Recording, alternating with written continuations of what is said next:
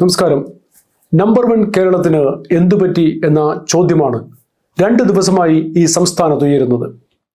ശക്തമായ വ്യാവസായിക രംഗവും ആരോഗ്യരംഗവും 5 പതിറ്റാണ്ടുകൾക്ക് മുമ്പേ ഉണ്ടായിരുന്ന കേരളം ആ തലത്തിൽ പുരോഗതി കൈവരിച്ചിട്ടുണ്ടോ എന്നത് ചിന്തനീയമായ വിഷയമാണ്. സാമ്പത്തിക രംഗം അത്രയൊന്നും മോശമല്ലാത്ത രീതിയിലൂടെയാണ് കേരളം ഇപ്പോഴും കടന്നു പോകുന്നത്. ഏതാണ്ട് 10 കൊല്ലം മുമ്പ് വൻതോതിൽ വിദേശ നാണ്യം ഒഴുകിയെത്തിയപ്പോഴും അത് വേണ്ട വിധത്തിൽ കൈകാര്യം ചെയ്യാൻ കഴിയാത്തതിൻ്റെ ദുർഗതിയാണ് കേരളം ഇന്ന് അനുഭവിക്കുന്നത്.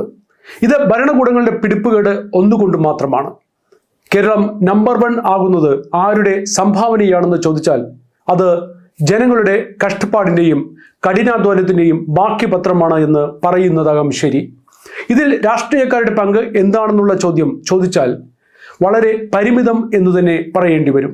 ജനങ്ങളുടെ അത്രയെങ്കിലും ആർജവം കേരളം ഭരിച്ചു പോന്ന സർക്കാരുകൾക്ക് ഉണ്ടായിരുന്നുവെങ്കിൽ കേരളത്തിന്റെ ഭാവി തന്നെ മറ്റൊന്നായി മാറുമായിരുന്നു. മെഡിക്കൽ കോളേജിലെ യൂറോളജി വിഭാഗം തലവൻ ഡോക്ടർ ഹാരിസ് ചിറക്കലിന്റെ തുറന്നെഴുത്ത് കേരള ആരോഗ്യരംഗത്തെ പിടിച്ചുകുലുക്കിയത് 2 ദിവസം മുമ്പാണ്.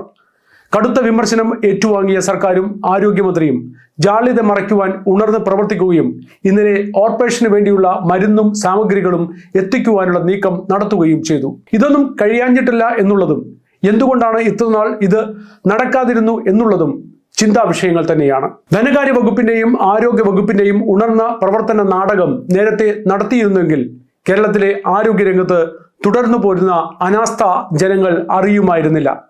ഡോക്ടർ ഹാരിസിന്റെ വെളിപ്പെടുത്തൽ നൽകുന്നത് വ്യക്തമായ സന്ദേശമാണ്. നിരവധി തവണ അദ്ദേഹം നടത്തിയ പരിശ്രമങ്ങൾക്ക് പരിഹാരം കാണുവാൻ ബ്യൂറോക്രസിയും രാഷ്ട്രീയവും മുഖം തിരിച്ചപ്പോൾ അദ്ദേഹം ഇക്കാര്യങ്ങൾ ജനങ്ങളോട് വിളിച്ചു പറഞ്ഞത് പിന്തിരിപ്പൻ ശക്തികൾക്ക് തിരിച്ചടിയാണ്.